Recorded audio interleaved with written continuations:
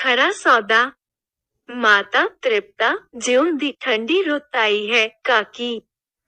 ਤੇਰੇ ਵੀਰ ਜੀ ਹੁਣ ਦਿਨੇ ਰਾਤ ਪਏ ਰਹਿੰਦੇ ਹਨ, ਨਾ ਉੱਠਦੇ ਹਨ, ਨਾ ਫਿਰਦੇ ਹਨ, ਨਾ ਟੁਰਦੇ ਹਨ, ਨਾ ਕਿਸੇ ਨਾਲ ਕੂੰਦੇ ਸਹਿੰਦੇ ਹਨ। ਕਦੇ ਤੇਰੇ ਨਾਲ ਵੀ ਬੋਲੇ ਚਾਲੇ ਹਨ ਕਿ ਨਹੀਂ?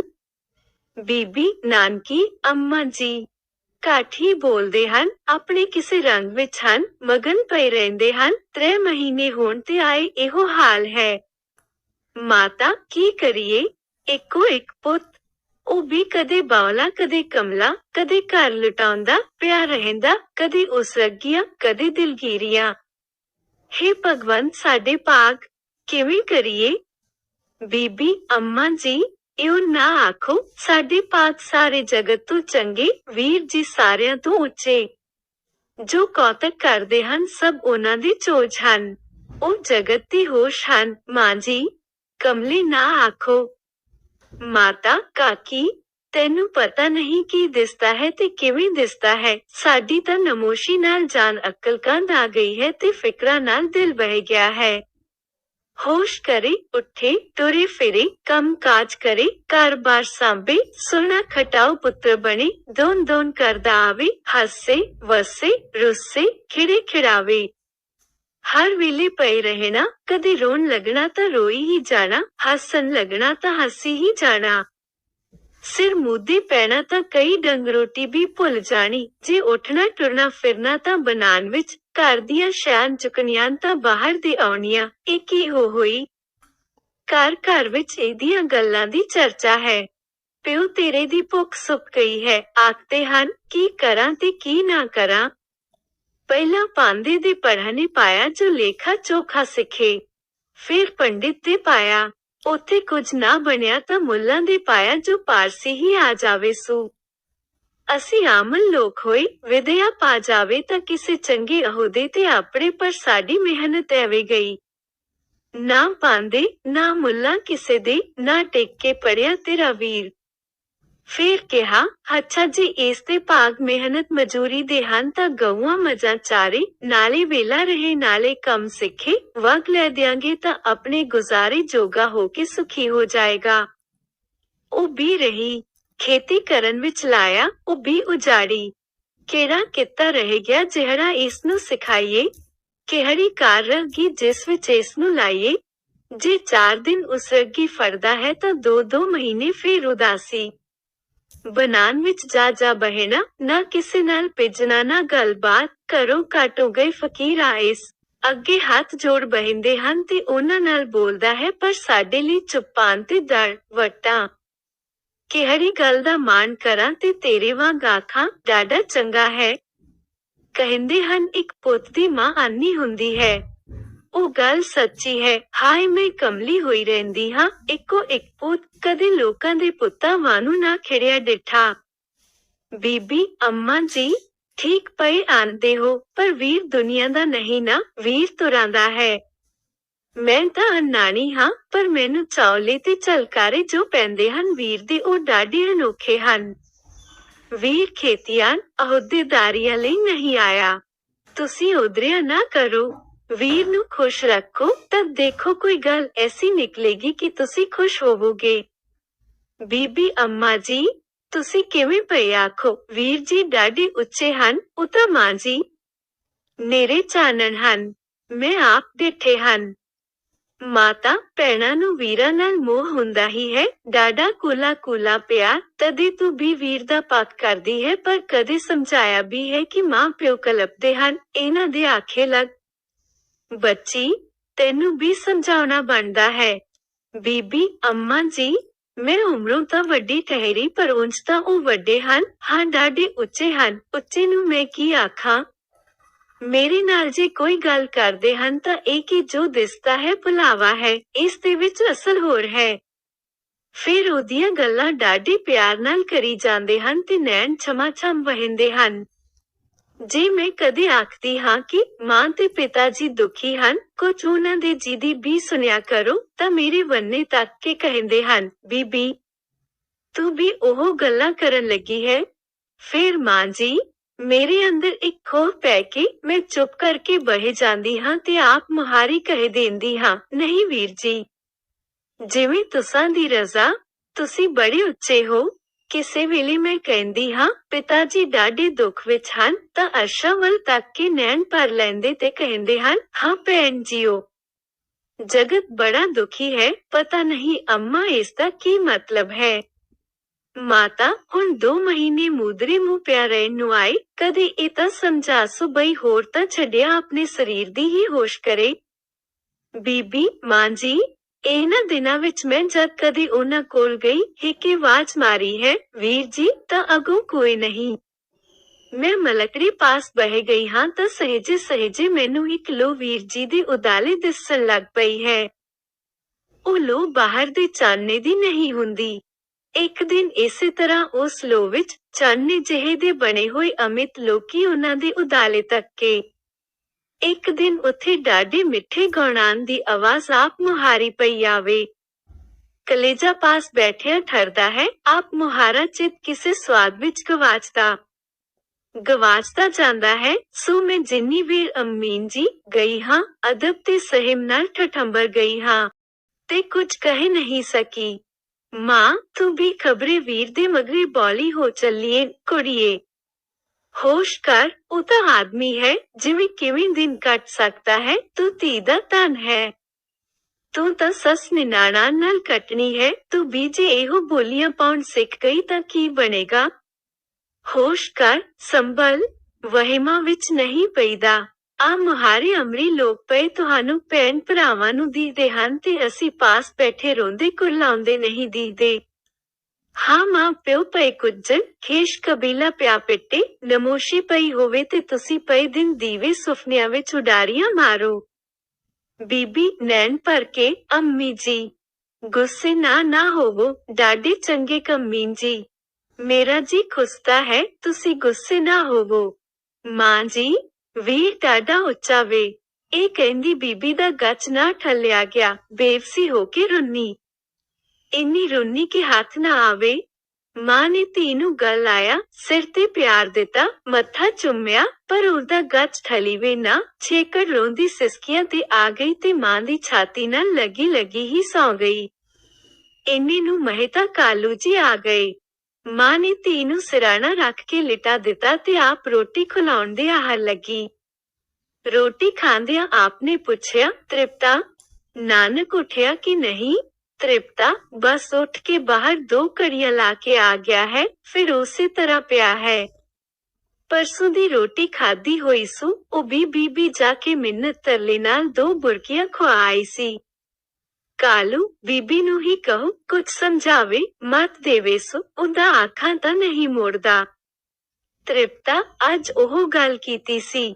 ਬੀਬੀ ਨੂੰ ਵੀ ਆਖਿਆ ਸੀ ਕਿ ਵੀਰ ਨੂੰ ਕੋਈ ਮਤ ਦੇ, ਦਲਿੱਦਰ ਛੱਡੇ, ਉੱਠੇ, ਨਾਵੇ ਧੋਵੇ, ਖਾਵੇ ਪੀਵੇ, ਕੋਈ ਕਿੱਤਾ ਕਰੇ, ਸੋਹਣਾ ਉਜਲਾ ਹੋ ਕੇ ਪਰੇ ਵਿੱਚ ਛਾਤੀ ਕੱਢ ਕੇ ਬੈਠੇ। ਪਰ ਮੈਂ ਅਜੇ ਸਮਝਾਉਂਦੀ ਹੀ ਸਾਂ ਕਿ ਬੀਬੀ ਨੂੰ ਗੱਚ ਭਰ ਆਇਆ, ਰੋਣ ਲੱਗ ਪਈ, ਥੱਲੀ ਨਾ ਜਾਵੇ ਤੇ ਆਖੀ ਜਾਵੇ, ਵੀਰ ਡਾਢਾ ਉੱਚਾ ਵੇ, ਤੁਸੀਂ ਕੁਝ ਨਾ ਆਖੋ ਸੋ, ਆਪੇ ਜੋ ਚਾਹੇ ਕਰੇਗਾ, ਉਸ ਤੇ ਚੋਜ ਹਨ। ਨਾਲੇ ਕਹਿੰਦੀ ਸੀ, ਮੈਂ ਉਸ ਦੇ ਉਦਾਲੇ ਕੋਈ ਮਿੱਠੀ, ਪਿਆਰ, ਚਾਨਣੇ ਦੀ ਲੋ ਵੇਂਦੀ ਹਾਂ, ਉਸ ਦੇ ਉਦਾਲੇ ਅਮਰੀ ਰਾਗ ਹੁੰਦੇ ਹਨ, ਉਸ ਦੇ ਪਾਸ ਚਾਨਣੇ ਦੇ ਜੀਵ 1000 ਪਏ ਅਦਬਾਂ ਵਿੱਚ ਖੜੇ ਦੀਖਦੇ ਹਨ। ਮੈਂ ਤਾਂ ਸੁਣ ਕੇ ਕੰਬੀ, ਜਿਸ ਰਾਹੇ ਪੁੱਤ ਗਿਆ ਉਸੇ ਰਾਹੇ ਧੀ ਚੱਲੀ। ਅਸੀਂ ਹੀ, ਹੇ ਭਗਵਾਨ, ਜਗਤ ਵਿੱਚ ਹਾਸੋ ਹੀਣੇ ਹੋਣ ਲਈ ਰਹਿ ਗਏ ਹਾਂ।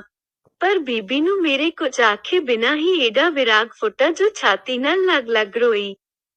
ਬਸ ਨਹੀਂ ਸੂ ਕੀਤੀ, ਰੋਂਦੀ ਹੀ ਸੌਂ ਗਈ। ਹੁਣੇ ਤੁਹਾਡੇ ਆਇਆ ਲੰਮੀ ਪਾ ਕੇ ਆਈ ਹਾਂ, ਸੋ ਦੱਸੋ ਕਿਸ ਨੂੰ ਸਮਝਾਵਾਂ। ਮੈਂ ਕੋਲ ਜਾਨੀ ਆਂ ਤਾਂ ਕਦੇ ਹਾਂ ਹੂੰ ਕਰਦਾ ਹੈ, ਕਦੇ ਬੋਲਦਾ ਨਹੀਂ। ਦੌਲਤਾਂ ਜਾਂਦੀ ਹੈ ਤਾਂ ਉਹ ਵੀ ਮਿੰਨਤ ਤਰਲੇ ਕਰਕੇ ਮੁੜ ਆਉਂਦੀ ਹੈ। ਉਹ ਵੀ ਡਰਦੀ ਹੈ, ਕਈ ਗੱਲਾਂ ਕਹਿੰਦੀ ਹੈ, ਉਹ ਜਿਹੀਆਂ ਵਹਿਮਾਂ ਭਰੀਆਂ ਸੁਮੇਤੀ ਵੀ ਮਾੜੀ ਕੀ ਕਰ। ਤੁਸੀਂ ਹੀ ਕੋਈ ਉਪਰਾਲਾ ਸੋਚੋ। ਕਾਲੂ, ਮੱਥੇ ਤੇ ਹੱਥ ਰੱਖ ਕੇ, ਮੈਂ ਕੀ ਕਰਾਂ। ਮਾਂਦਰੀ ਸੱਦੇ, ਚਾੜੇ ਕਰਾਏ, ਵੈਦ ਬੁਲਾਏ, ਦਾਰੂ ਦਿੱਤੇ, ਪਾਂਦੇ ਮੁੱਲਾ ਅਣਵਾਏ, ਕਿਸੇ ਦੀ ਕੋਈ ਨਾ ਚੱਲੀ। ਆਪ ਸਮਝਾਇਆ, ਚਾਚੇ ਲਾਲੂ ਨੇ ਮਹੀਨਿਆਂ ਬੱਧੀ ਸਿਰ ਮਾਰੇ ਪਰ ਕੁਛ ਨਾ ਬਣਿਆ। जिसने समझाया अगों उदियां तिखियां तुकबंदियां सुनिया ਜਾਂ ਇੱਕੋ ਚੁੱਪ ਵੇਖੀ। ਕੀ ਕਰੀਏ? ਪਰਚਾਵੇ ਲਈ ਜਤਨ ਲਾਏ, ਪੜ੍ਹਨੇ ਪਾਇਆ, ਚੋਣੇ ਚਾਰਨ ਟੋਰਿਆ, ਖੇਤਾਂ ਵਿੱਚ ਲਾਇਆ, ਪਰ ਸਭੇ ਗੱਲਾਂ ਚਾਰਦੇ, ਨਾਨਕ ਫੇਰ ਉਵੇਂ ਉਦਾਸੀਆਂ ਵਿੱਚ ਤੇ ਦਿਲਗਾਰੀਆਂ ਵਿੱਚ। ਭਗਵਾਨ ਨੇ ਵੱਡੀ ਉਮਰੇ ਪੁੱਤ ਦਿੱਤਾ ਤਾਂ ਸਹੀ, ਪਰ ਹਾਏ ਅਜਿਹਾ ਲਾਲ ਦਿੱਤਾ ਕਿ ਜਿਸ ਤੋਂ ਕੋਈ ਸਿੱਖ ਮੁਰਾਦ ਬਰ ਨਾ ਆਈ। ਕੀ ਕਰਾਂ ਤੇ ਕੀ ਨਾ ਕਰਾਂ? ਕੁਝ ਸੁਝਦਾ ਨਹੀਂ। ਤ੍ਰਿਪਤਾ, ਰਾਏ ਜੀ ਨੂੰ ਆਖੋ, ਕੁਝ ਉਹ ਸਮਝਾਵੇ, ਵੱਡਾ ਮਨੁੱਖ ਹੈ ਤੇ ਤੋਪੇ ਦਾ ਰਾਜਾ ਹੈ, ਲੂਣ ਵੀ ਉਹਦਾ ਖਾਂਦੇ ਹੋਏ, ਮਤੇ ਜੇ ਕਿਸੇ ਦੀ ਸਿੱਖਣ, ਵਿਡ ਨਾਨਕ ਨੂੰ ਲੱਗ ਜਾਏ। ਕਾਲੂ, ਮੈਂ ਕੀ ਆਖਾਂ? ਹੇਕੇ ਮੈਂ ਕਮਲਾ ਹੇਕੇ ਜਗ ਕਮਲਾ। ਰਾਏ ਵੀ ਆਖਦਾ ਹੈ, ਨਾਨਕ ਆਰਫ ਲੋਗ ਹੈ। ਜਦ ਦੀ ਮੱਝੀਆਂ ਦਾ ਖਾਦਾ ਖੇਤ ਹਰਾ ਹੋਣ ਵਾਲੀ ਗੱਲ ਵਰਤੀ ਹੈ ਤੇ ਸਭ ਦੀ ਛਾਇਆ ਉਸ ਦੇ ਸਿਰ ਤੇ ਤੱਕੀ ਸੂ ਉਹ ਸਗੋਂ ਨਾਨਕ ਦਾ ਅਦਬ ਕਰਦਾ ਹੈ, ਮੈਨੂੰ ਮੱਤਾਂ ਦਿੰਦਾ ਹੈ। ਆਖਦਾ ਹੈ, ਨਾਨਕ ਤੁਰੋਂ ਆਇਆ ਹੈ। ਕੀ ਉਮਰਾਂ ਤੇ ਕੀ ਗੱਲਾਂ, ਕੀ ਆਰਥਲਾ ਤੇ ਕੀ ਕੌਤਕ, ਹੋਰ ਹੈਰਾਨ ਹਾਂ।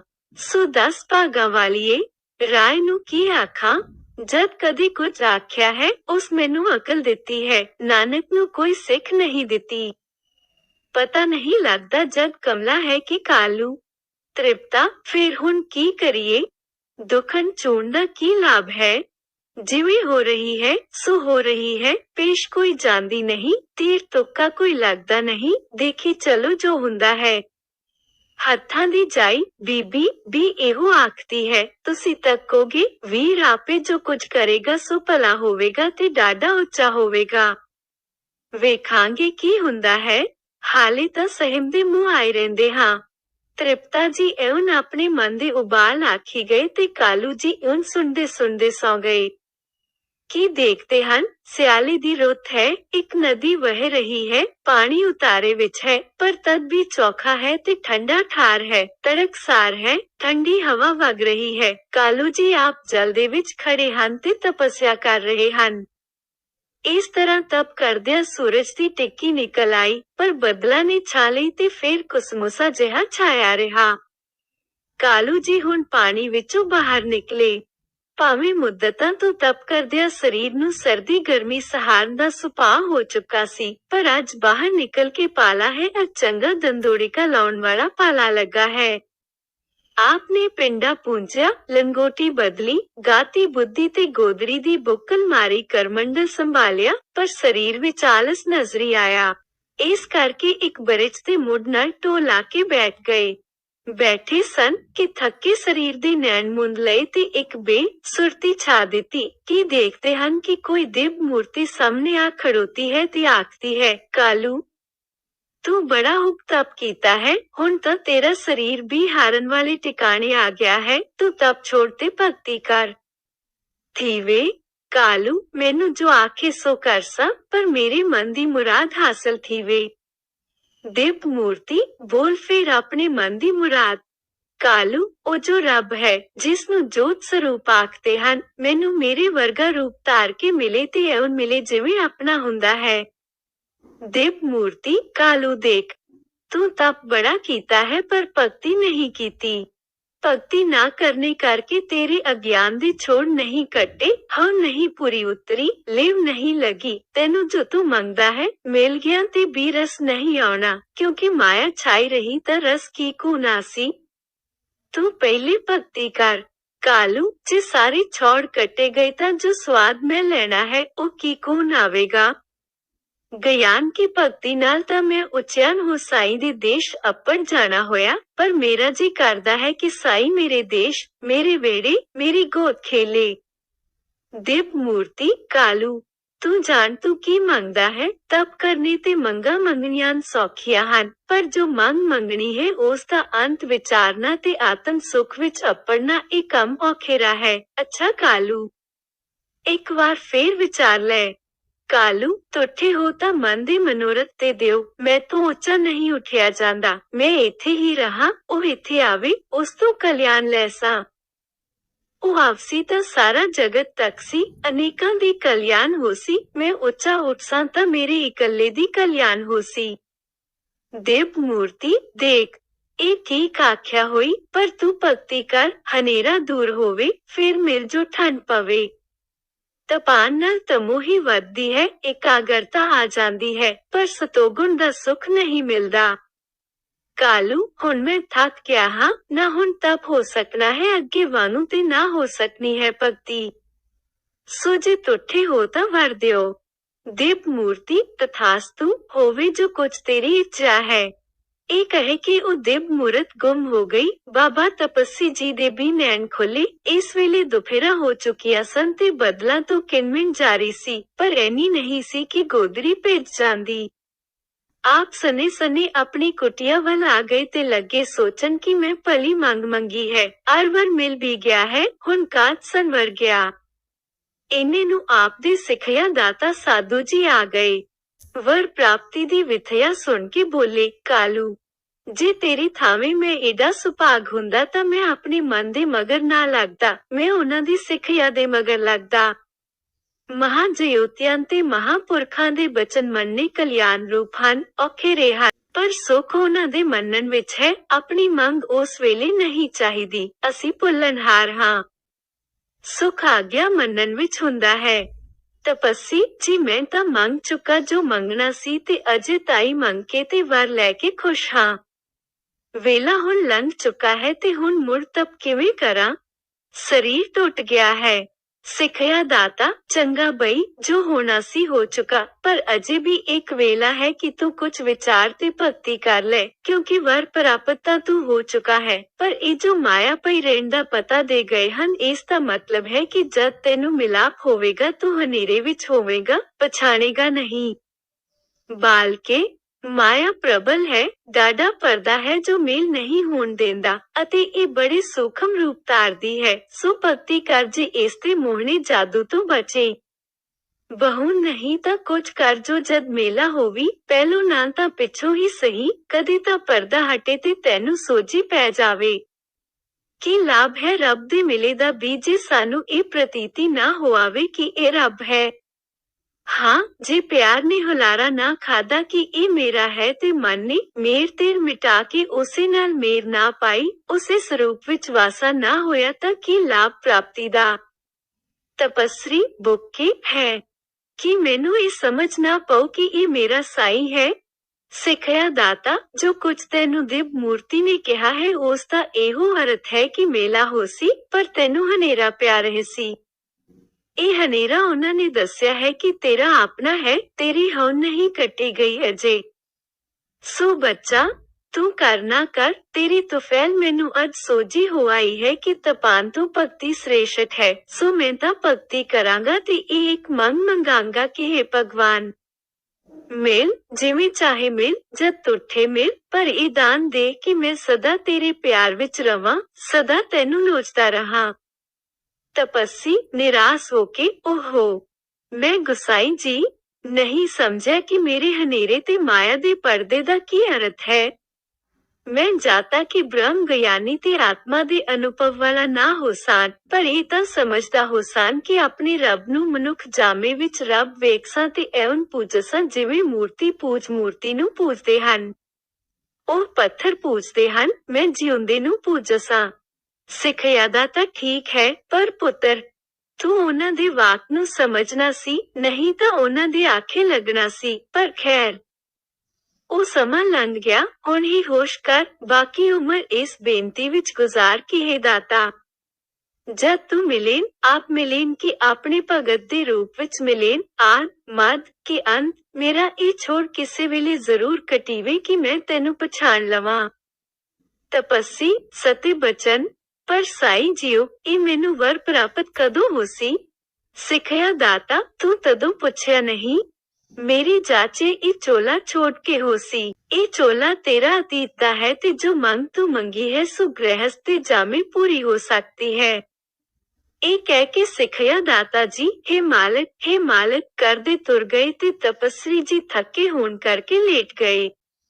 ਲੇਟਿਆਂ ਤੇ ਜਾਤਾ ਕਿ ਚੋਲਾ ਛੁੱਟਣ ਲੱਗਾ ਹੈ, ਸੋ ਸਿੱਖਿਆ ਦਾਤੇ ਦੀ ਦੱਸੀ ਬੇਨਤੀ ਵਿੱਚ ਲੀਨ ਹੋ ਗਏ, ਪਰ ਬੇਨਤੀ ਜਾਰੀ ਰਹੀ ਤੇ ਆਪਣੇ ਜਾਣੇ ਤਪੱਸੀ ਜੀ ਮਰ ਗਏ। ਮਰਨ ਤੋਂ ਮਗਰੋਂ ਨਵੇਂ ਦੇਸ਼ ਵਿੱਚ ਆ ਜਾਗ ਖੁੱਲੀ। ਪਹਿਲੇ ਤਾਂ ਪ੍ਰਕਾਸ਼ ਜਿਹਾ ਦਿਸਿਆ, ਫਿਰ ਹਨੇਰਾ ਆ ਗਿਆ, ਫਿਰ ਸੱਚੀ ਮੁੱਚੀ ਅੱਖ ਖੁੱਲ ਗਈ ਤੇ ਕਾਲੂ ਜੀ ਕੀ ਦੇਖਦੇ ਹਨ ਕਿ ਮੈਂ ਤਾਂ ਆਪਣੇ ਹੀ ਚੌਂਕੇ ਵਿੱਚ ਆਪਣੇ ਹੀ ਮੂਹਰੇ ਉੱਤੇ ਬੈਠਾ ਬੈਠਾ ਸੌਂ ਗਿਆ ਸਾਂ। ਉਹ ਘਰ ਹੈ, ਉਹ ਦਰ, ਉਹ ਚੁੱਲ੍ਹਾ, ਉਹ ਚੌਂਕਾ, ਉਹ ਮਹਿਤਾ ਕਾਲੂ, ਰਾਏ ਬੁਲਾਰ ਦਾ ਪਟਵਾਰੀ ਤੇ ਕਾਰਦਾਰ, ਨਾ ਨਦੀ ਹੈ ਨਾ ਕੁਟੀਆ, ਨਾ ਤਪੀ ਕਾਲੂ, ਨਾ ਗੁਸਾਈ ਜੀ, ਨਾ ਦੇਵ ਮੂਰਤੀ, ਪਰ ਡਿੱਠਾ ਸੁਪਨਾ ਅੱਖਾਂ ਅੱਗੇ ਫਿਰਦਾ ਹੈ। ਕਿ ਮੈਂ ਕਦੇ ਤਪ ਕੀਤਾ ਹੈ? ਕਿੱਧਰ ਗਿਆ ਮੇਰਾ ਤਪ? ਫਿਰ ਮੈਂ ਏਡਾ ਗ੍ਰਹਸਤੀ ਬਣ ਗਿਆ ਹੈ, ਤੇ ਕੀ ਇਹ ਨਿੱਕਾ ਨਾਨਕ ਆਪ ਆਇਆ ਹੈ ਤੇ ਮੇਰਾ ਵਰ ਫਲਿਆ ਹੈ? ਕੀ ਇਹ ਸੱਚਮੁੱਚ ਉਹ ਹੈ ਤੇ ਮੈਂ ਹਨੇਰੇ ਵਿੱਚ ਹਾਂ, ਮੋਹ ਮਾਇਆ ਵਿੱਚ ਹਾਂ? ਉੱਠਾ ਵੇਖਾਂ।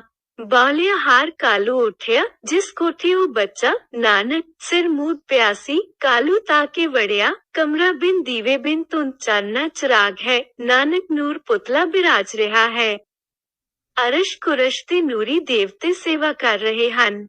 ਠੰਡ ਹੈ, ਸੁਆਵ ਹੈ, ਸੁਹਾਵ ਹੈ, ਰਸ ਹੈ, ਮਾਨੋ ਕੀਰਤਨ ਹੈ। ਕਾਲੂ ਨੂੰ ਇੱਕ ਵੇਰ ਤਾਂ ਮਾਨੋ ਮੂਰਛਾ ਆ ਗਈ, ਉਸ ਸਵਾਦ ਦਾ ਝੂਟਾ ਆ ਗਿਆ, ਜਿਸ ਦੀ ਪੀਂਘ ਉਸ ਦੇ ਪੁੱਤਰ ਨੇ ਉੱਥੇ ਘੁਮਾ ਰੱਖੀ ਸੀ। ਬੇਬਸਾ ਹੋ ਕੇ ਦੰਡੋਤ ਵਿੱਚ ਪੈ ਗਿਆ ਅਰ ਬੋਲਿਆ, ਮੈਨੂੰ ਰੱਖ ਲੈ, ਮੈਂ ਭੁੱਲ ਵਿੱਚ ਹਾਂ।